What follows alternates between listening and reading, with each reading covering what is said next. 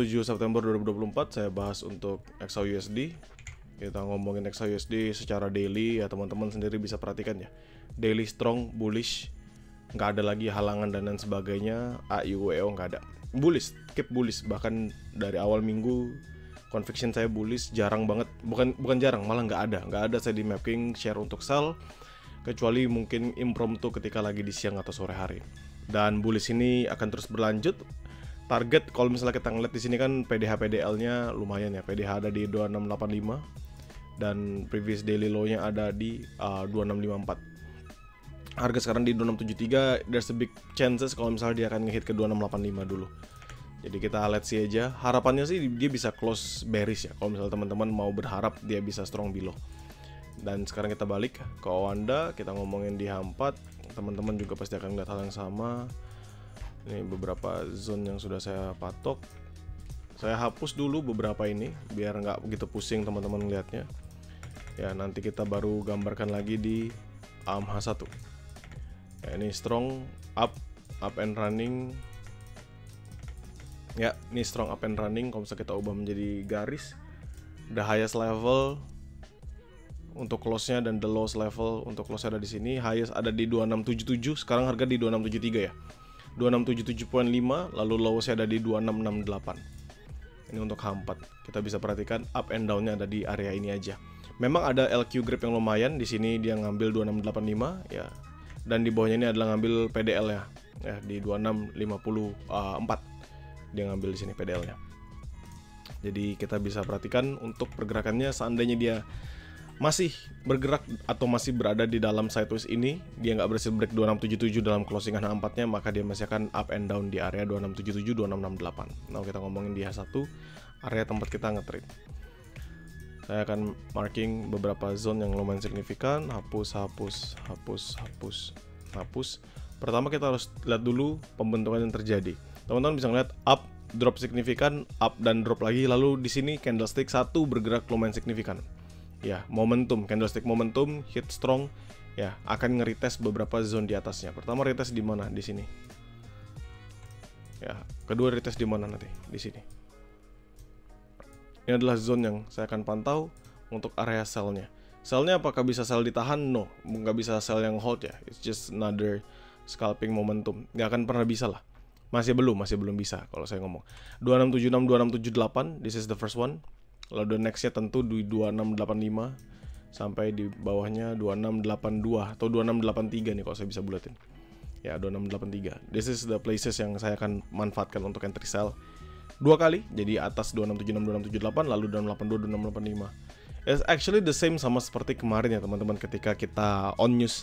Itu adalah area yang memang saya targetkan untuk bisa entry sell, kita profit dan happy profit buat teman-teman sekalian. Kita lanjut bahas kembali yang ada dulu aja di sini ya. Now, apa yang perlu kita perhatikan sekarang? Itu adalah the biggest question. Kita ubah ini jadi garis, teman-teman perhatikan ada demand minor. Ya, di sini ada demand minor. Kecil banget sama yang support di bawahnya. Demand minornya dulu kita bahas.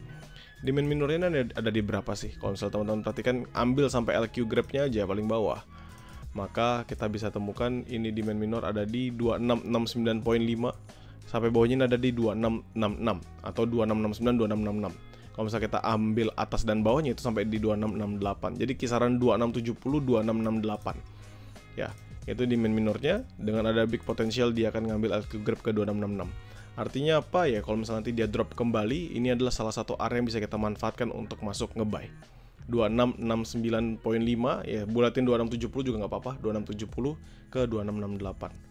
Oke, jadi 2670 2668 dengan patokannya adalah sampai ke 2666. Jadi teman-teman bisa bolak-balik aja. Kan LQ grab-nya lumayan 2666 ya. Dan di sini kan banyak ya volatility yang membentuk pada tail-nya, sehingga kita kalau nge-hold at least hold-nya agak lebih lama sedikit dan berharap dia bisa rebound kembali. Itu harapannya kita, ya. Nah, sekarang yang kita perlu perhatikan apa nih? Kalau misalnya kita sudah ngeliat pembentukannya seperti ini, sebentar ini saya. Nah. Terus yang kita bisa perhatikan apa sekarang? Kalau misalnya teman-teman perhatikan sekarang ya, teman-teman perhatikan di sini, yang kita bisa ambil adalah Nanti kita masuk sell 2676 2678 sell for scalping, persis seperti kemarin mappingannya, nggak ada yang berubah. Sell for scalping kalau sell, dan 2682 2685 untuk for scalping juga, it's totally the same, nggak ada perubahan sama sekali, scalping dan untuk scalping. Untuk buy di mana? Buy scalping totally the same juga, sama 2670 2668, masih di bawah sini, trade on LTF. Tapi kalau misalnya ditanya di mana medium risk-nya, nah that's actually a good question. Di mana kita akan makan medium risk-nya? Tentu makan medium risk-nya di area yang jauh lebih aman. Ya, area yang jauh lebih aman dan jauh lebih signifikan di bawah 2650-an.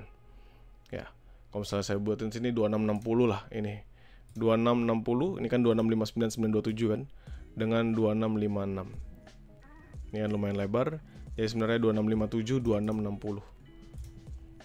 Saya tulis dulu 2660 2660 2657 menjadi area saya untuk nanti ngebuy. Ya. Lalu nextnya tentu di bawah sini 2650-an lagi. Ini kan 660 sampai 657. Nanti nextnya di 650. Ya, jadi ada beberapa zone, tapi menurut saya nggak akan ada banyak perubahan sih nanti sampai sampai sore. Karena pasti dia akan sideways lagi. Karena agak susah pergerakannya. Mungkin akan nunggu data dari core PCE ini. Yang mana tadi? This one, Core PCE Price Index. Mungkin akan nunggu data dari Core PCE Price Index. Kenapa perlu nunggu data Core PCE Price Index? Tentu teman-teman, karena ini salah satu patokan juga nih untuk mengetahui inflasi yang ada di Amerika Serikat. Ya, jadi consuming expenditure, dia ngitung consuming expenditure. Oke, jadi ini patokannya selama dia sideways, dia hanya akan bergerak dalam momentum sebesar ini aja. Yang tadi di H4 teman-teman sudah perhatikan, hanya akan bergerak sebesar ini aja. Jadi kita bisa patok, area sell sudah jelas, area buy-nya juga sudah jelas. Semoga bisa membantu untuk teman-teman trade di hari ini. Saya hari ini hanya akan share mappingannya di dalam grup Growcount ya. Karena menurut saya kemarin saya sudah share di dalam grup publik, jadi menurutku hari ini cukup di Growcount aja. So thank you buat teman-teman sekalian, bye-bye.